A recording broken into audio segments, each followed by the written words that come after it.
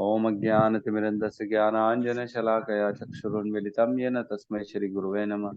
श्रीचैतन्यमनोभीष्टं स्थापितं येन भूतले स्वयं रूपः कदा मह्यं ददाति स्वपदान्तिकं। वन्देऽहं श्रीगुरु श्रीयुतपदकमलं श्रीगुरून् वैष्णवंश्च श्रीरूपं साग्रजातं सहगण रघुनाथान्वितं तं सजीवं साद्वैतं सावधूतं परिजनसहितं कृष्ण चैतन्य देवं श्री राधा कृष्ण पादान सहगण ललिता श्री विशाखान्वितांश्च। हे कृष्ण करुणा सिंधु दीन बंधु जगतपते गोपेश गोपिका कांता राधा कांत नमस्तुते। तप्त कांचन गौरांगी राधे वृंदावनेश्वरी वृषभानुसुते देवी प्रणमामि हरिप्रिये। वाञ्छाकल्पतरुभ्यश्च कृपा सिन्धुभ्य एव च पतितानां पावनेभ्यो वैष्णवेभ्यो नमो नमः। नमो विष्णुपादाय कृष्णपृष्ठाय भूतले श्रीमते भक्तिवेदांत स्वामी इति नामिने नमस्ते सरस्वती देवे गौरवाणी प्रचारिणे निर्विशेष शून्यवादी पाश्चात्य देश तारिणे। जय श्री कृष्ण चैतन्य प्रभु नित्यानंद श्री अद्वैत गदाधर श्रीवासादि गौर भक्तवृंद। हरे कृष्णा कृष्णा कृष्णा हरे हरे हरे राम राम राम हरे हरे। हरे कृष्णा।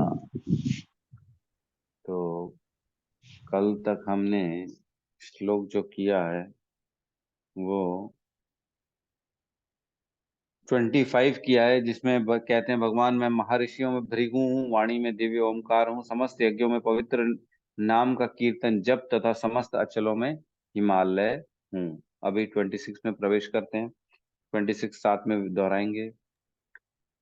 अश्वत्थ सर्ववृक्षाणाम अस्वस्थ सर्वेक्षणाम्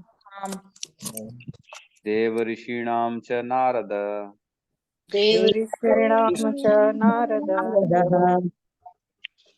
गंधर्वाणां चित्ररथः गन्धर्वाणां चित्ररथः चित्ररथः सिद्धानां कपिलो मुनिः सिद्धानां सिद्धानां कपिलो कपिलो मुनिः मुनिः अश्वत्थः सर्ववृक्षाणां अश्वत्थः सर्ववृक्षाणां सर्ववृक्षाणां देवऋषीणां च नारद देवर्षीणां च देवऋषीणां नारद नारद गंधर्वाणां चित्ररथः गन्धर्वाणां रथः चित्ररथः सिद्धानां कपिलो मुनिः सिद्धानां सिद्धानां कपिलो कपिलो मुनिः मुनिः अश्वत्थः सर्ववृक्षाणां अश्वत्थः सर्ववृक्षाणां सर्ववृक्षाणां देवऋषीणां च नारदः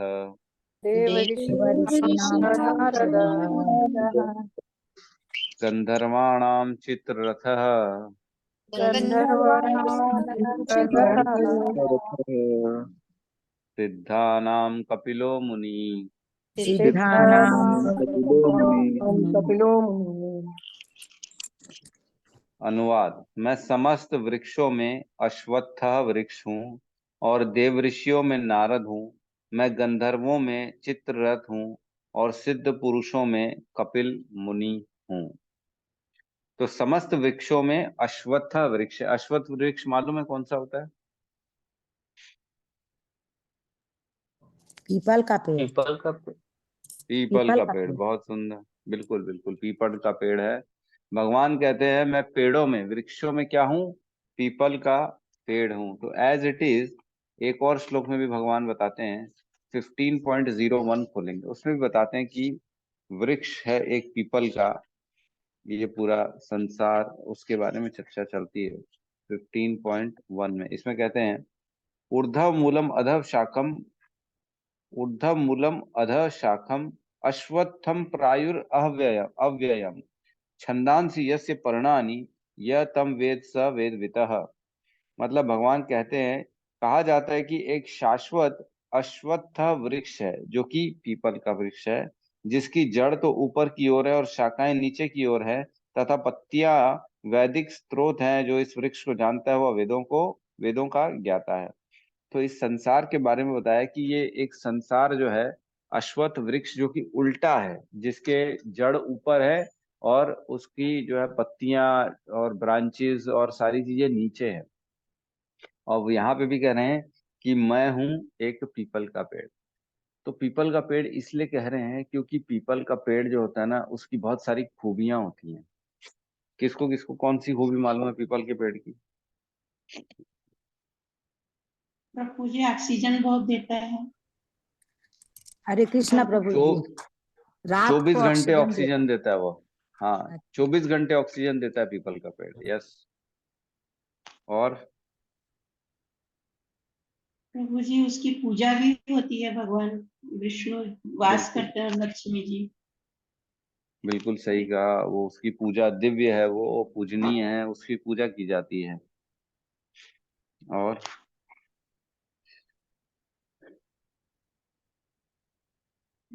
उसको उससे अनेक रोग नष्ट होते हैं, है ना। और उससे जो है ना, उसके नीचे उसके उसको जो है ना, एक्चुअल में पूजनीय है, दिव्य है, 24 घंटे ऑक्सीजन देता है और बहुत बड़ा विशाल हो जाता है वो। बहुत विशाल हो जाता है। कहते हैं एक सबसे बड़ा वृक्ष है, मैं लिखा था, कितने किलोमीटर का है वो?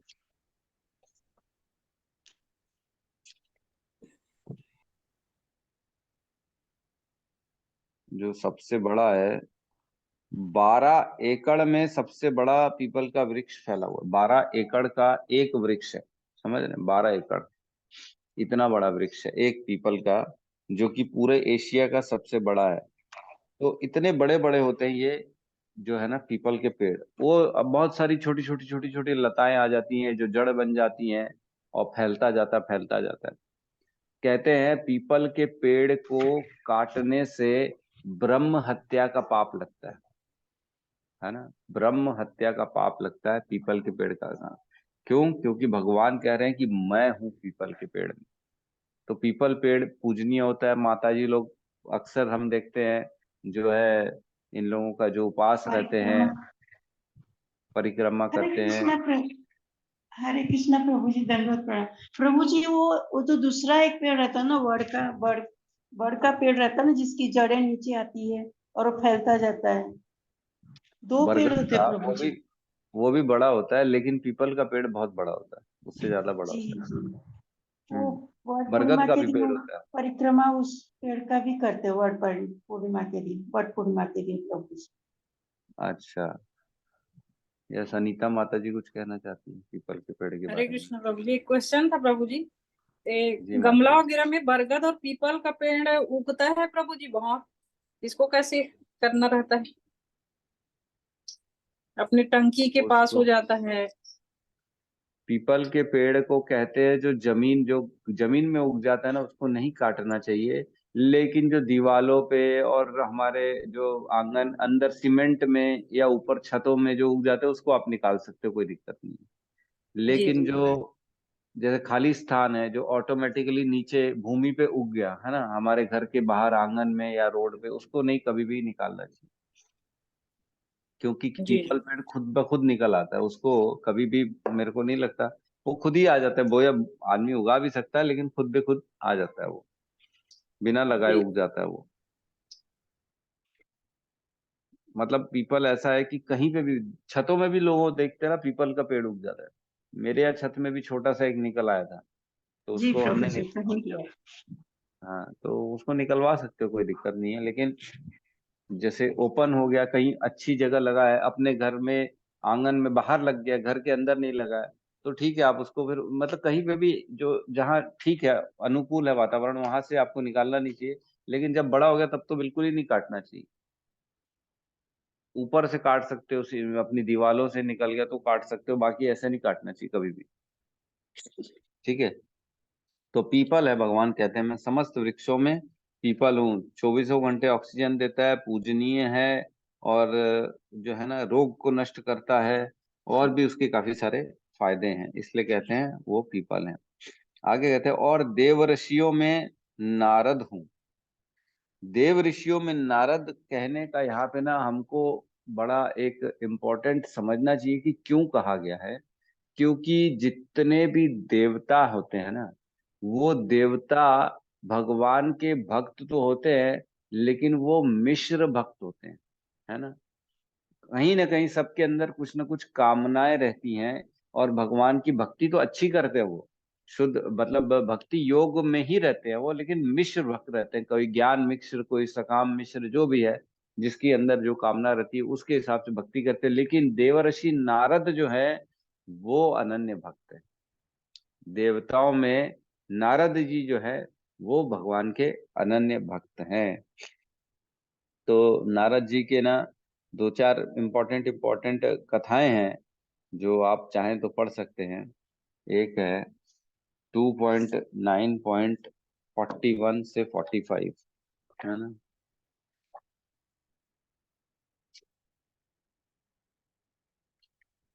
नारद जी का हम जानते हैं कि पिछले जन्म में वो एक दासी पुत्र थे, और दासी पुत्र में सिर्फ उन्होंने जो भगवान के भक्त थे उनका उचिष्ट खाया और उनकी सेवा की, जिससे कि उनको ये पद प्राप्त हो गया।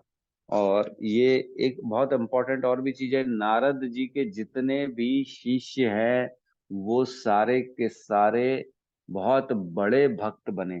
प्रहलाद महाराज, ध्रुव महाराज, और है ना, वाल्मीकि जो पहले जो डाकू थे, रत्नाकर डाकू थे, उनको भी नारद जी ने ज्ञान दिया। तो नारद जी ने जिनको जिनको ज्ञान दिया, जिनके जिनके पास गए, उन्होंने भगवान की शुद्ध भक्ति प्राप्त की और भगवान की कृपा प्राप्ति। जैसे नल कुबेर मणिग्रीव को भी नारद जी ने एक श्राप दिया, लेकिन श्राप से भी क्या हुआ, उनका उद्धार ही हुआ। कृष्ण आए और उनको कृष्ण ने उद्धार किया। तो इस प्रकार हम समझ सकते हैं नारद जी जो हैं, जो भगवान के शुद्ध भक्त हैं, जहां जाते हैं उन्होंने प्रचार संकल्प लिया हुआ है, पूरा संसार में कृष्ण का नाम का, मैं भगवान की भक्ति का ही प्रचार करूंगा और कुछ नहीं करूंगा। तो जहां जाते हैं वो नारायण नारायण नारायण करते रहते हैं, और उन्हीं का गान करेंगे, स्तुतियां करेंगे, उन्हीं के बारे में चर्चा करेंगे, और सारी चीज उन्हीं की करेंगे, है ना। तो एक ये मैं पढ़ रहा हूँ, तो इसमें कहते हैं ब्रह्मा के उत्तराधिकारी पुत्रों में सर्वाधिक प्रिय श्री नारद मुनि अपने पिता की सेवा के लिए सदैव तत्पर रहते हैं और अपने पिता के आदेशों का अत्यंत संयम, विनय विनय तथा सौम्यता से पालन करते हैं। हे राजन, श्री नारद मुनि ने अपने पिता को अत्यधिक प्रसन्न किया और समस्त शक्तियों के स्वामी श्री भगवान विष्णु की शक्तियों के विषय में जानने की इच्छा प्रकट की, क्योंकि नारद मुनि समस्त ऋषियों तथा समस्त भक्तों में सर्वोपरि हैं। जब महर्षि नारद ने देखा कि समस्त ब्रह्मांड के प्रपितामह ब्रह्मा मुझ पर प्रसन्न है, तो उन्होंने अपने पिता से विस्तृत रूप से पूछा। तब जाकर पिता ब्रह्मा ने अपने पुत्र नारद को श्रीमद् भागवतम नामक पूरा वैदिक साहित्य कह कर सुनाया, जिसका वर्णन श्री भगवान ने उनसे किया था और जो 10 लक्षणों से युक्त है। और कहते हैं, हे राजन, उसी परंपरा में श्री नारद मुनि ने श्रीमद् भागवतम का उपदेश अनंत शक्तिमान उन श्रील व्यासदेव को दिया, जो सरस्वती नदी के तट पर भक्ति में स्थित होकर परम सत्य पूर्ण पुरुषोत्तम भगवान का ध्यान कर रहे थे। तो इस प्रकार हमारे पास ये श्रीमद् भागवतम का ज्ञान आया, ब्रह्मा जी से नारद को, नारद से वेद व्यास जी को, वेद व्यास जी से फिर हमारे तक धीरे धीरे धीरे धीरे सारा गुरु परंपरा में ये प्राप्त हुआ। तो हमारे देखा जाए तो नारद जी के द्वारा ही हम तक ये भागवतम भगवत गीता का ज्ञान पहुंचा है। तो नारद जी बहुत इंपॉर्टेंट है भगवान की सेवा में। ठीक है, आगे बढ़ते हैं। नारद जी के और भी बहुत सारे आप पढ़ेंगे, भागवतम में बहुत सारी कथाएं हैं नारद जी की। हमारे भागवतम में भी है नारद चर्चा। नारद जी जो है युधिष्ठिर से चर्चा करते हैं भागवतम की, और भी 3-4 भगवान की मतलब चर्चाएं आती है नारद जी की हमारे भागवतम में। ठीक है, आगे कहते हैं, मैं गंधर्वों में चित्ररथ हूँ। तो गंधर्व क्या होता है? गंधर्व जो होता है ना, गंधर्व और किन्नर, है ना, दो हम सुनते हैं कई बार।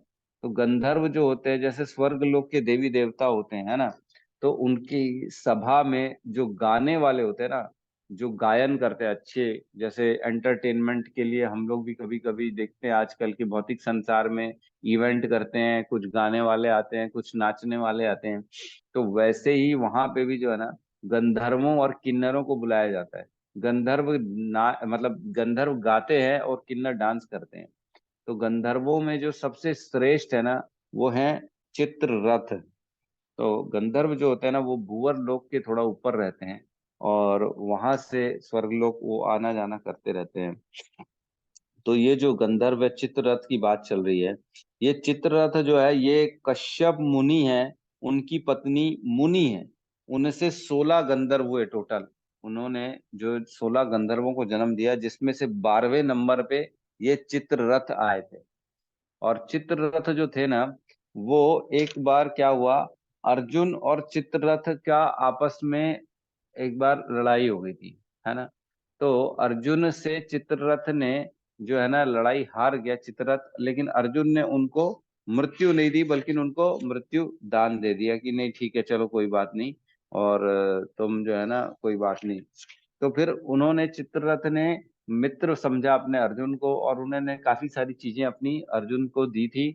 उसमें से एक मैं बताता हूँ।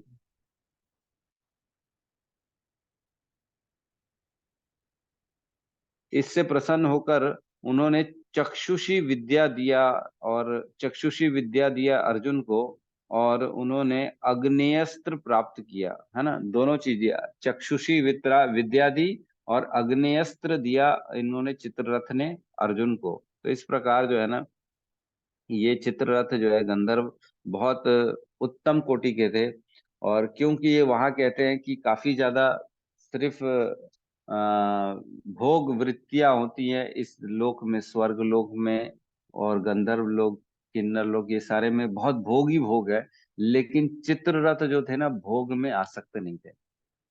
चित्ररथ जो थे वो भगवान की भक्ति करते थे, और उनकी जो है ना गाने की कला ही अलग थी। वो सबसे डिफरेंट गाते थे, ऐसा कहते हैं। अब जो लिखा है, जो पढ़ा, जो समझा, उसमें अपन ने निष्कर्ष निकाला कि चित्ररथ इसलिए यहाँ कहते हैं कि मैं चित्ररथ हूँ।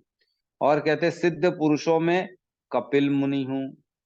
तो कपिल मुनि जो थे, वो कपिल भगवान दो हैं, दो, एक कपिल हुए और एक कपिल भगवान हुए, जो कि देवहूति माता और करदम मुनि के पुत्र हुए, है ना। तो करदम मुनि और देवहूति माता जो है ना, एक्चुअल में इनका डिटेल अगर आपको चाहिए तो वो भी मैं बता सकता हूँ। वैसे तो इनके बारे में काफी कुछ ना तीसरे कैंटो में दिया गया है। तीसरे कैंटो 25वें अध्याय में 13, 15, 16, 18, 19, इसमें सारी चीज दी गई है कि कैसे क्या हुआ था। और पूरा तीसरा स्कंद एक्चुअल में इसी पे किया गया। तो मैं थोड़ा सा पढ़ के हल्का फुल्का बता रहा हूँ आपको। ये करदम मुनि जो थे, ये ब्रह्मा जी के पुत्र थे, और उनको प्रजा उत्पन्न करने का आदेश दिया था ब्रह्मा जी ने। तो लेकिन वो कृष्ण की पूजा करते थे, और उन्होंने 10,000 वर्षों तक तपस्या की। तो तपस्या करके उन्होंने क्या कहा कि भगवान जब आए उनके पास, श्री कृष्ण, तो उन्होंने भगवान से क्या मांगा। उन्होंने बोला कि मेरे को एक पत्नी दे दो। तो भगवान जो है आश्चर्य करने लगे कि जो आदमी 10,000 साल तक मेरी तपस्या कर रहा है, इतना दृढ़ है मेरी प्रतिज्ञा में, मेरी तपस्या में, मेरी भक्ति में, वो शादी के लिए क्यों बोल रहा है। तो भगवान को सब समझ में आ गया, क्योंकि भगवान तो अंतर्यामी है। तो एक्चुअल में क्या हुआ था, करदम मुनि, ब्रह्मा जी का आदेश था कि तुम जो है ना सृष्टि को बढ़ाओ आगे। तो सृष्टि को बढ़ाने के लिए उनको पत्नी की आवश्यकता थी, और क्योंकि उनका मन तो कृष्ण में आसक्त था, इसलिए कृष्ण की तपस्या कर रहे थे। तो दोनों काम हो गया देखो, तपस्या भी हुई, भगवान की भक्ति भी हो गई, और पिताजी का आदेश भी पूरा हुआ कि मेरे को शादी करनी पड़ेगी और इस संसार को आगे बढ़ाना पड़ेगा। तो भगवान तो सब अंतर्यामी समझ गए।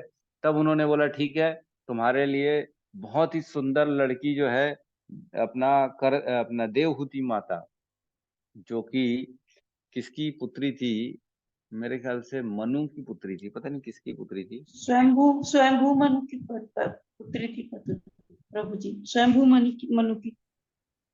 स्वयंभू मनु की पुत्री थी।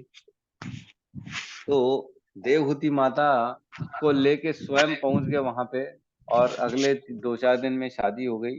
और उसके बाद फिर तपस्या में बैठ गए थे करदम मुनि। तो करदम मुनि फिर तपस्या की है उन्होंने, फिर 10, 20, 50 हजार सालों तक की, जबकि उसमें सेवा पूरी करती रही देवहूति माता। तो जब भगवान आए, उनको जब आशीर्वाद दिया था, तब बोला था ठीक है तुम्हारी शादी भी हो जाएगी, और तुम्हारा पुत्र बन के मैं आऊंगा। ठीक है। तो जब पुत्र बन के भगवान प्रकट हुए उनके यहाँ, जब कपिल भगवान प्रकट हुए, तो कपिल भगवान जब थोड़े से ही बड़े हुए, तब उन्होंने अपने पिताजी को भी बोला ठीक है अब आप जो है ना तपस्या में लग जाओ, अब आपकी जो है ना आपको चिंता करने की आवश्यकता नहीं है, आपका कार्य पूरा हुआ और माताजी को मैं संभाल लूंगा। फिर उनकी माताजी जो है ना अपने ही पुत्र से उन्होंने पूरा ज्ञान अर्जित किया, है ना। देवहूति माता कपिल भगवान से पूरा ज्ञान, क्या आत्मा, क्या भक्ति, क्या जन्म, क्या मृत्यु, क्या उद्देश्य, सब कुछ उन्होंने सीखा। और उसके बाद जो है फिर जो है कपिल भगवान जो है ना उनका आश्रम बना। और कपिल भगवान का फिर आपने सब सुना होगा, एक और कथा आती है जिसमें राजा सगर थे। राजा सगर ने वो जो है अश्वमेध यज्ञ किया। अश्वमेध यज्ञ में क्या किया उन्होंने, इंद्र ने घबरा गए कि भाई इसने इतने सारे यज्ञ कर लिए, कहीं मेरी गद्दी ना छीन ले, इसलिए वो घोड़े को उठा के चुपचाप कपिल भगवान के आश्रम में बांध दिया था उन्होंने, है ना। तो जब उनको घोड़ा नहीं मिल रहा था राजा सगर को, तो उनके पुत्र थे 60,000 पुत्र, 60,000 बेटे, उनको भेजा पूरे, बोले जाओ पृथ्वी में ढूंढो कि हमारा अश्वमेध यज्ञ में किसने यज्ञ का घोड़ा पकड़ लिया। तो पूरे संसार में घूमते घूमते गड्ढे कर दिए उन्होंने बड़े बड़े, जिसमें पानी भरा और जो सागर कहलाया, राजा सागर के बेटों के कारण सागर हुए। और वो पहुंचे इसके पास कपिल भगवान के आश्रम में। तो जब उन्होंने देखा कि ये तो साधारण सा साधु हमारा घोड़ा अपने आंगन में बांध दिया, तो सब क्रोधित हो गए, बोले इसको छोड़ेंगे नहीं। तो जब क्रोधित हो गए, तो क्योंकि भगवान भगवान थे, तो वो उनकी सिर्फ अग्नि से जो है ना, क्रोध की अग्नि से ही सारे 60,000 पुत्र उनके मर गए। तो फिर आता है कि उनके पौत्र थे अंशुमन, उनको भेजा राजा सगर ने कि जाओ तुम देखो कहाँ है तुम्हारे सारे चाचा लोग, 60,000 चाचा गायब हो गए। तो वो ढूंढते ढूंढते पहुंचे, तो जब देखा कपिल भगवान के आश्रम में, कपिल मुनि के आश्रम में मेरे ऐसा पहाड़ बन चुका था उनका, अस्थियों का पूरे।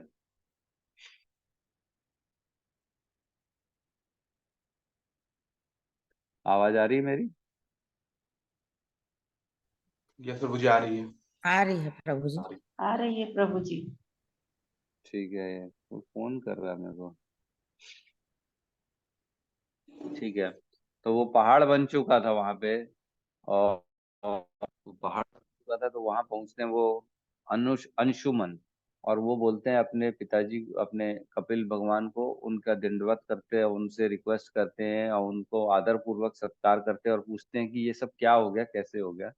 तब फिर उन्होंने बताया कि तुम जो है ना, तुम लोग तपस्या करोगे तब इन सब का उद्धार होगा। और तपस्या कैसे करनी है, गंगा जी को बुलाना पड़ेगा आपको यहाँ पे, तब जाके इन सबको मुक्ति मिलेगी, नहीं तो नहीं मिलेगी। तब फिर उनके और वंश में आगे भागीरथ हुए, जिन्होंने तपस्या करके गंगा को बुलाया, और जिससे फिर उनके पूर्वज जो थे, 60,000 जो पूर्वज थे जो भस्म हो गए थे अग्नि से, उनका उद्धार हो पाया। ठीक है, इस प्रकार कपिल भगवान के जो है ना, कपिल भगवान का एक और जगह चर्चा आती है, आप लोगों को याद है कि नहीं, जब राजा रहुगुणा जाते हैं अपना कपिल भगवान के आश्रम में ज्ञान के लिए, तब उनको जड़ भरत मिलते हैं, जब उनकी पालकी उठाते हैं, बोले पालकी उठाओ और चलो। तो वो लोग कहाँ जाते रहते, यहीं कपिल भगवान के आश्रम में जाने जाते रहते ज्ञान अर्जित करने के लिए। तो यहाँ पे कहते हैं कि भगवान की मैं सिद्ध पुरुषों में कपिल भगवान हूँ, क्योंकि कपिल भगवान जो है ना वो स्वयं भगवान के ही अवतार है, 24 अवतारों में से एक है ना। श्रीमद् भागवतम में आप पढ़ेंगे। तो इस प्रकार भगवान कहते हैं कि मैं ये हरे सब। हरे कृष्ण प्रभु जी, दंडवत प्रभु जी। जो राजा सगर के जब 60,000 पुत्र थे, और गंगा सागर वहीं पर ही आता है का, जहाँ कपिल भगवान का आश्रम है, वहीं पर जाके गंगा जी मिलते हैं, उसको ही गंगा सागर ना स्नान करते हैं क्या? बहुत मैं ये तो नहीं बता सकता कहाँ है। वहीं पर ही उनका उद्धार हुआ होगा प्रभु जी। कलकत्ता में जो गंगा सागर है, शायद ऐसा लग रहा है मुझे। ये तो भगवान का, कपिल भगवान का मंदिर भी वहां पर है गंगा सागर में। हाँ, हो सकता है, हो सकता है, मैं हाँ हाँ इसको माता पढ़ा जी, भी वही हूँ, है, सुना भी हूँ, वही लेकिन है, वही है। हरे वही कृष्णा। है प्रभु जी, बोलते हैं वही है, सारे वही है, तीर्थ वो बार गंगा बार, सागर गंगा सागर एक बार। में है। हाँ, हम्म, वही है। बिल्कुल जी ठीक कह रही प्रभु माता जी, जी, हरे वही होगा। कृष्ण, हरे हाँ कृष्ण। हाँ। हरे कृष्णा। तो फटाफट तात्पर्य पढ़ लेते हैं। तात्पर्य बाय शील प्रभुपाद की जय। अश्वत्थ वृक्ष सबसे ऊंचा तथा सुंदर वृक्ष है, जिसे भारत में लोग नित्य प्रति नियम पूर्वक पूजते हैं। देवताओं में नारद विश्व भर में सबसे बड़े भक्त माने जाते हैं और पूजित होते हैं। इस प्रकार वे भक्त के रूप में कृष्ण के स्वरूप है। गंधर्व लोग ऐसे निवासियों से पूर्ण है जो बहुत अच्छा गाते हैं, जिसमें चित्ररथ सर्वश्रेष्ठ गायक हैं। सिद्ध पुरुषों में से देवहूति के पुत्र कपिल मुनि कृष्ण के प्रतिनिधि हैं। वे कृष्ण के अवतार माने जाते हैं। इसका दर्शन भागवत में उल्लेखित है। बाद में एक अन्य कपिल प्रसिद्ध हुए, किंतु वे नास्तिक थे, अतः इन दोनों में महान अंतर है। तो जो कपिल भगवान थे वो श्रीमद् भागवतम में वर्णन है, और एक जो कपिल दूसरे थे ना, वो उन्होंने भी जो है ना नास्तिकवादी थे। और वो कहते हैं ऐसा कि जैनियों में उनका जो है ना जो शिक्षाएं हैं वो जैनी लोग उनको फॉलो करते हैं, ऐसा कहते हैं। मेरे को ठीक से पता नहीं क्या उनकी शिक्षाएं हैं, लेकिन वो नास्तिकवादी थे। वो भगवान की मूर्ति की पूजा के खिलाफ थे, है ना। भगवान की मूर्ति में वो मना करते थे कि पूजा नहीं करनी चाहिए, ऐसा कुछ था उनका। तो अब उनकी चर्चा नहीं करेंगे यहाँ पे, ये है। और तो किसी का कोई प्रश्न है तो हम ले सकते हैं। यस राहुल प्रभु कहिए। हरे कृष्ण प्रभु जी। प्रभु जी, जैसे कि आज चंद्र ग्रहण है तो उसका क्या प्रभाव रहता है, मतलब पूजा पाठ में भी बोलते हैं, तो उसका कुछ बता करेंगे प्रभु जी? चंद्र ग्रहण का एज सच हमारे वैष्णवों में वैसे तो कोई बहुत ज्यादा प्रभाव नहीं पड़ता, जी लेकिन आज जो है शरद पूर्णिमा है, और आज रात को जनरली जो है ना लोग खीर बनाते हैं चंद्रमा की। उसमें जो है ना रस रस जब चंद्रमा का प्रकाश पड़ता है ना, तो अलग ही प्रकाश रहता है आज का। क्यों प्रकाश अलग रहता है?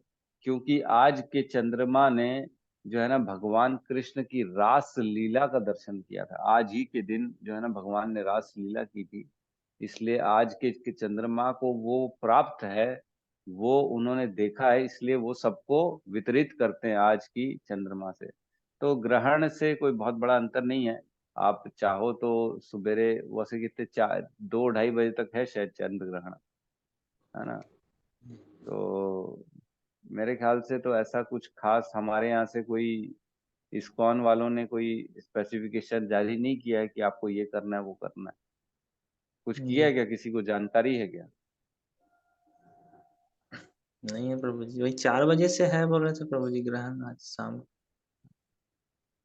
शाम को नहीं, रात को है मेरे ख्याल से, 9 11 से घंटे लेके पहले सूतक सुबह। लगता प्रभु प्रभु जो जी। सूतक लगता है वो परहेज करते हैं, वो है प्रभु जी। और बाकी ग्रहण की रात को है, तो हाँ 2:30 बजे के करीब।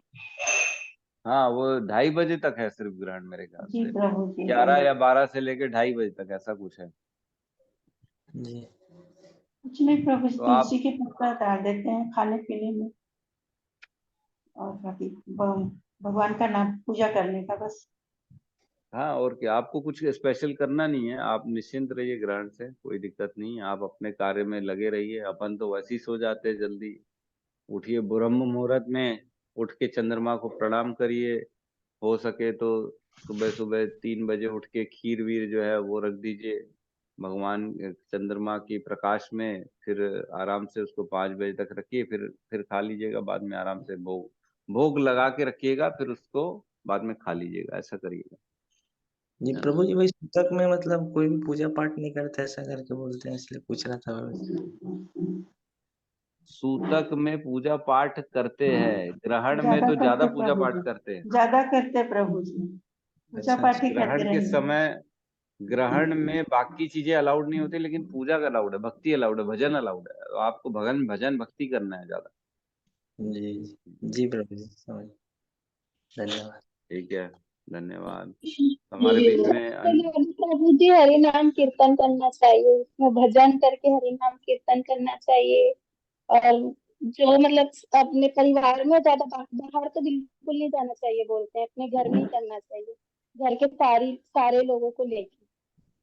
हम्म, बाकी कार्य नहीं करने चाहिए, भक्ति ज्यादा करनी चाहिए, भजन ज्यादा करना चाहिए, बिल्कुल ठीक है। ठीक है, तो अनिल प्रभु बड़े लेट से आए, आज सो रहे थे लंबा समय। तो आप भी बता दो एक बार प्रभु जी, क्या छोड़ने वाले हो आप? हाँ प्रभु जी, हरे कृष्णा। हरे कृष्ण। वही बताया ना प्रभु जी, हाँ 2-3 दिन से थोड़ा तबीयत ठीक नहीं लग रहा था, अभी भी मतलब खांसी वाला फील आ रहा है, तो इस वजह से थोड़ा लेट से सोया था मैं। ठीक है। आ, मैं वही बोला था प्रभु जी, जो मीठे की बात हुई ना, तो मुझे ऐसा लगता है कि मीठा छोड़ना चाहिए मुझे। तो कहीं ना कहीं ये मेरे लिए बेनिफिट होगा कि जो चीज सबसे ज्यादा प्रिय है, मतलब जिसको देख के लगता है इसको पाना चाहिए या फिर लेना चाहिए, तो इस वजह से मेरे को लगता है ना मीठा छोड़ना चाहिए। तो मीठा छोड़ने वाले हो आप, मतलब आज शाम को संकल्प लेके? और दूसरा प्रभु जी ये भी पूछना था, जैसे कि मीठे की बात होगी, अगर वहां पर लोग बेत में जाते हैं तो प्रसाद जो देते हैं तो वो भी तो मीठा में ही आएगा ना, तो उसको फिर कैसे करेंगे अवॉइड? यदि खीर देते आप हैं वो। अब किसी और को दे दो ना, अपनी खीर बाजू वाले को दे दो। तो प्रभु जी वो तो प्रसाद है, तो प्रसाद को अगर हमें कोई दे रहा है तो उनको बाजू वालों को कैसे दे देंगे? लेकिन आप तो मना किए हो भगवान के सामने कि मैं किसी भी चीज में मीठा नहीं खाऊंगा। तो नहीं घर का प्रभु जी प्रसाद नहीं खाते हो क्या? घर में क्या खाना आप बगैर भोग लगाए खाते हो क्या? नहीं, भोग लगा के खाते हैं, लेकिन बेत में भी जैसे हम लोग जाते हैं तो प्रसाद देते हैं, तो प्रसाद है ना वो तो। हम लोग जहां तक हाँ, मुझे मालूम है, भौतिक चीजों को त्याग करना है। अगर वो मिठाई अगर भगवान को भोग दिया गया है तो प्रसाद में काउंट आ जाएगा ना। तो फिर तो आप घर में भी मिठाई का भोग लगा के खा सकते हो फिर तो। नहीं नहीं नहीं प्रभु जी, ऐसा नहीं। मैं वही थोड़ा कंफ्यूजन में था कि खीर वहां मिलता है या फिर कोई मिठाई दे देता है ऐसा भोग वाला, अगर हमने संकल्प ले लिया कि मुझे नहीं खाना है तो फिर प्रसाद का अपमान हो जाएगा ना, थोड़ा डाउट है मतलब। नहीं, अपमान क्यों होगा? आप किसी प्रसाद क्या किसी और को देते नहीं हो क्या आप खाने के लिए? देते जैसे हैं प्रभु आप जगन्नाथ गए, मेरी बात सुनो, आपको वहां पे प्रसाद मिला, ठीक है? आप जी। उस प्रसाद को अपने घर वालों को, दोस्तों को, परिजन को नहीं देते हो क्या? अपमान हो जाता है क्या प्रसाद देना किसी को? जो मेरे को प्रसाद मिला है मैं दूसरे को दे दूंगा तो अपमान हो जाएगा क्या? नहीं, अपमान तो नहीं होगा। नहीं होगा ना। तो इस प्रकार जो आपने संकल्प लिया है तो उसको दे सकते हो, बाजू वाले को दे दो प्रसाद। तो वो भी ऑनर करेगा ना, ऐसा तो नहीं कि निरादर कर देगा, वो सामने वाला फेंक देगा, नहीं खाएगा। आप भक्त को दे रहे हो, कोई दिक्कत नहीं। लेकिन संकल्प आपने जो लिया उसको तो दृढ़ता पूर्वक फॉलो करना पड़ेगा। हाँ प्रभु जी, अभी लिया नहीं है, अभी मतलब अभी तो चर्चाएं चल रही है कि क्या छोड़ना है। आपके कारण मैंने ले लिया ना संकल्प, अब मैं आज से मीठा बंद है, आइसक्रीम बंद है ना? अच्छा, हाँ। तो ठीक है प्रभु जी, तो मीठा आप, पर नहीं खाएंगे, लेकिन अगर बेच में अगर खीर मिलता है एज प्रसाद तो उसको हमको ना पाके बाजू वालों को ट्रांसफर करना है क्या? ऐसा ही है? हाँ हाँ, बाजू वाले को दे दो या उनको मना कर दो कि मैंने संकल्प लिया, मीठा मत देना मेरे को। ऐसा बोल सकते हो, मीठा जो प्रसाद आपको दे रहा है उसको मना कर सकते हो कि मेरे को मीठा मत देना, मैंने संकल्प लिया मीठा नहीं खाऊंगा। तो बेटर है। और जो मीठा लेकिन में जैसे कि गुड़ आता है प्रभु जी, शक्कर आता है, या फिर उसको फिर कैसे करेंगे? मीठा मतलब खाना ही नहीं है किसी भी रूप में? नहीं नहीं, मीठा मतलब मिठाई, और किसी भी तरह की ऐसी मिठाई जो जो स्वीट्स के हिसाब से आती है। बाकी जैसे दूध थोड़ा सा शक्कर डाल के, चाय थोड़ी सी शक्कर डाल के, वो मिठाई तो नहीं होती है। और थोड़ा बहुत जैसे घर में कभी मीठे चावल बन जाते हैं, वो सब मिठाई में नहीं आता। जो मिठाई की कैटेगरी में आएगा उसको छोड़ना पड़ेगा आपको। हाँ है ना? प्रभु जी, ये तो मैं कर सकता हूँ। हम्म ये करना पड़ेगा, लेकिन जो करे तो दृढ़ता पूर्वक करे, ऐसा ना करे कि बैठ के अपन उसमें से रास्ते निकाल रहे हैं कि यार मैंने तो मिठाई छोड़ दी है, एक काम करता हूँ, बहुत ज्यादा मतलब जो है ना, घर में ऐसा कुछ बनवा देता हूँ जो मीठा भी रहे और मिठाई भी ना रहे। तो ऐसा करने का मतलब नहीं है ना? तो देखो, ऐसा रास्ते निकालेंगे तो निकल भी सकता है, कोई बड़ी बात नहीं है, लेकिन हमको ऐसा चोरी नहीं करनी है। अपने को तो श्रद्धा से कर किया जा रहा है ये काम। भगवान जो है ना, त्रिभंग ललित है, वो सबसे ज्यादा टेढ़े हैं, आगे आएंगे छलियाओं में मैं सबसे बड़ा छलिया हूँ, भगवान बताएंगे। तो हमको छल नहीं करना है भगवान के साथ। भगवान के साथ हमको दृढ़ता पूर्वक समर्पण करना है। तो जो समर्पण करना है तो उसको शुद्ध रूप से, जो भैया मीठा छोड़ा तो मीठा छोड़ा, मिठाई छोड़ा, मतलब मिठाई छोड़ा तो मिठाई छोड़ा, बस अब मिठाई नहीं खाएंगे। ठीक हरे है। कृष्णा प्रभु जी, फिर तो हम भी छोड़ सकते हैं मिठाई। हम जैसे थोड़ा सा शक्कर शक्कर पाली रहता है, टेस्ट करना पड़ता है, तो वो सब चलता है थोड़ा बहुत तो खा लेंगे, बाकी कोई स्वीट नहीं खाएंगे। जैसे हाँ शंकर पाले है, टेस्ट करना पड़ा, तो नमक कम शक्कर है क्या नहीं है, नमक कम है क्या, तो टेस्ट कर सकते हैं, पर खाएंगे नहीं। हाँ जैसे मिठाई में हाँ चलता है ऐसा, तो फिर हम भी मीठा छोड़ रहे हैं सब। ऐसे हरे चलता है, कृष्ण ऐसा नहीं। चलता हरे है कृष्ण प्रभु जी गुरु का, जी, हम भी करते हैं। दंडवत प्रणाम। अब मैं भी जी कोई प्रभु। प्रकार के मीठा नहीं खाऊंगा, ऐसा संकल्प लेता हूँ। मैं पूरे शुरू में समझ नहीं पाया था, 2 दिन से क्लास में थोड़ा जल्दी नहीं आ पा रहे थे। हाँ, कोई अच्छा, प्रकार के मीठा नहीं लेंगे। हाँ, मतलब जी फिर मेरा भी भाव है इज प्रभु वेरी जी। इम्पोर्टेंट। फिर मिठाई में भाव कोई ज्यादा भी इम्पोर्टेंट है। जी। हाँ, मिठाई नहीं खाएंगे। जैसे कोई मैंने प्रकार के मिठाई और मिठाई आइस, नहीं खाऊंगा, जैसे शक्कर से बना हुआ।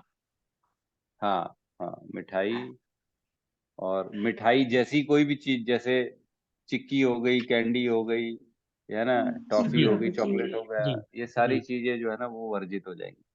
जी। प्रभु जी फिर वो हम कर सकते हैं, हम भी करेंगे फिर। ठीक है, मुझे बिल्कुल लगा बिल्कुल। कुछ शक्कर से लेके कुछ नहीं लेने का, टेस्ट भी नहीं करने का, इसके लिए मैं तो आगे पीछे थी प्रभु जी। क्या है नहीं वो नहीं, थोड़ा हम ऐसा नहीं जैसे है। कुछ, जैसे आप बोल रहे थोड़ा बहुत कम ज्यादा हो गया, नमक कम शक्कर कम हो गया, क्या ज्यादा हो गया, टेस्ट किए तो ऐसा चलता है, तो फिर वो कर हाँ, सकते हमको तो हैं। मिठाई बंद है ना, मिठाई एक्चुअल में आपको नहीं खानी है। जी बाकी प्रभु जी, फिर आप हम जो है कोई ना, मिठाई नहीं खाएंगे, आइसक्रीम नहीं खाएंगे, कुछ भी नहीं खाएंगे, हाँ मिठाई में हाँ कोई भी मिठाई बिल्कुल, नहीं खाएंगे। बस मेरा बस भी है यही है, यही।